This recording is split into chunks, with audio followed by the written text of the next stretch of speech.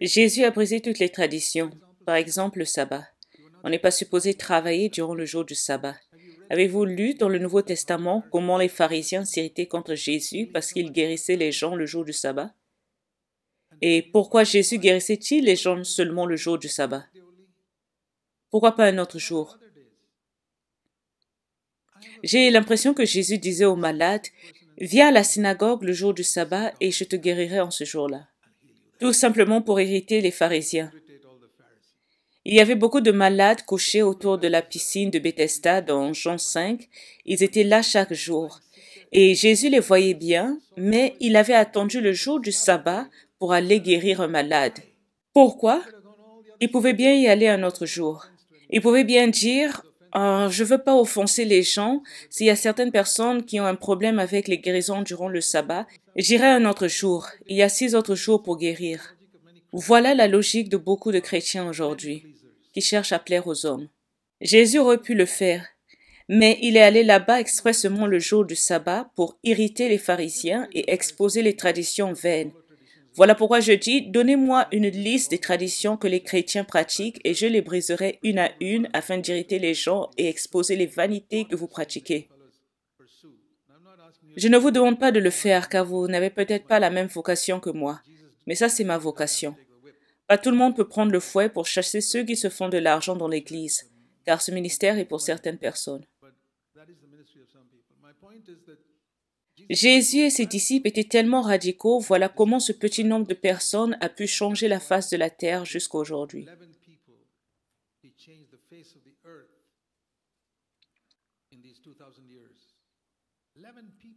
Vous imaginez, les 11 disciples venant d'un tout petit pays appelé Israël ont influencé le monde entier en 2000 ans. Comment l'ont-ils fait? Ils étaient radicaux, ils ne cherchaient pas à plaire aux hommes, ils étaient prêts à briser les traditions des religions, ils étaient remplis du Saint-Esprit, ils étaient prêts à sacrifier leur vie, ils ne se souciaient pas des choses du monde, ils ne cherchaient pas à se faire de l'argent, ils voulaient plutôt répandre l'Évangile. Si vous pouvez seulement avoir 11 personnes comme ça, je vous dis qu'ils influenceront beaucoup de communautés.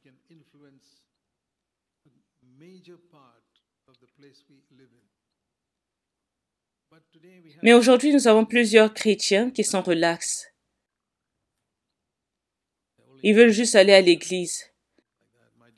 Mes chers frères et sœurs, cherchons à suivre Jésus-Christ radicalement.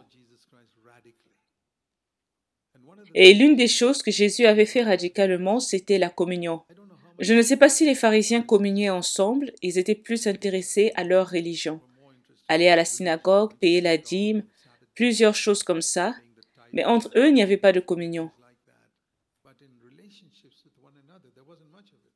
Il y avait des pharisiens et des sadducéens qui s'asseyaient durant le culte pour discuter sur des doctrines. Les pharisiens et les sadducéens, bien qu'ils s'asseyaient dans la même synagogue, ils ne pouvaient pas du tout s'entendre. Ils ne s'aimaient pas. Il n'y avait pas de communion.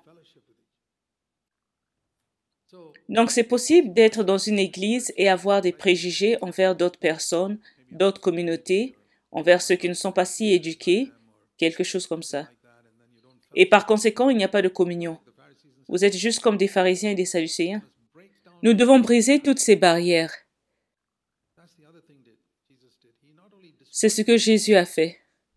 Il n'avait pas seulement brisé les traditions, mais nous lisons dans Éphésiens 2 qu'il avait aussi détruit les barrières entre les Juifs et les non-Juifs.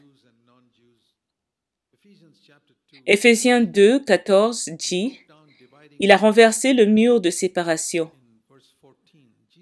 car il est notre paix, lui qui des deux n'en a fait qu'un et qui a renversé le mur de séparation. » Verset 16, afin de les réconcilier l'un et l'autre en un seul corps. Savez-vous qu'il y a des barrières entre les humains? Les barrières de communauté? Déjà, la langue est un problème. Mais si vous êtes vraiment sincère, vous allez chercher à communier, même quand vous ne maîtrisez pas la langue. Je n'ai jamais vécu dans l'état du Tamil Nadu, mais lorsque l'église s'est formée là-bas, j'essayais de leur parler en tamoul avec plein de fautes de grammaire, car j'avais tellement envie de communier avec eux.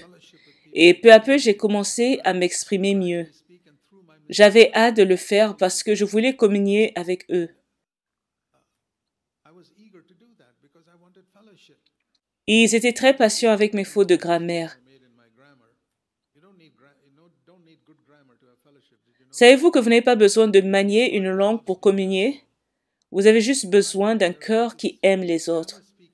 Je remarque qu'il y a des jeunes gens d'origine tamoule dans cette église qui ne communient même pas avec les frères du Tamil Nadu. Pourquoi ça? Vous avez enseigné à vos enfants à ne pas communier avec les gens pauvres ou moins éduqués qu'eux? C'est grave. Chers frères et sœurs, on doit briser ces barrières. Je sais qu'on ne peut pas apprendre toutes les langues de l'Inde, mais nous devons quand même briser quelques barrières, barrières d'éducation ou certaines habitudes. Par exemple, il y a des gens qui ne savent pas dire pardon ou merci. Et alors? Je rencontre beaucoup de gens qui ne disent jamais pardon ou merci. C'est pas grave. Je n'exige pas que les gens soient cultivés avant de communier avec moi. Et il y a beaucoup de choses comme ça. L'une des raisons pour laquelle nous organisons des pique-niques le dimanche, ce qui est un énorme choc aux yeux des autres églises, c'est parce qu'on valorise plus la communion que la prédication. La plupart des gens vont à l'église le dimanche pour écouter un message. Vous pouvez écouter un message chaque jour de l'année si vous allez sur YouTube. Et sur YouTube, vous pouvez écouter de meilleurs messages que ceux des églises. Donc, si vous cherchez seulement à aller à l'église pour écouter un bon message, laissez-moi vous dire, vous n'avez pas besoin d'aller à l'église. Vous pouvez vous asseoir à la maison avec une connexion Internet, choisir le message que vous souhaitez écouter le dimanche. La communion est la seule chose que nous ne pouvons pas avoir avec l'Internet. Aucune technologie ne peut nous la donner. Voilà pourquoi lorsque nous nous réunissons le dimanche, c'est pour communier ensemble. Organisons plus de pique-niques pour nous donner plus de temps de communier ensemble, ce qui est très très important. Nous nous réunissons pour pouvoir communier ensemble. S'il vous plaît, n'oubliez jamais ça. Vous ne pouvez pas communier avec les gens si vous ne leur parlez pas. Nous sommes tous occupés, on va très tôt au boulot et revient très tard. C'est à peu près 12 heures de la journée, si on compte le temps de faire la navette entre le travail et la maison. Pour la plupart, dimanche est le seul jour qu'ils ont, et samedi pour certains. Nous devons prendre le temps pour communier, sinon nous ne sommes pas une église.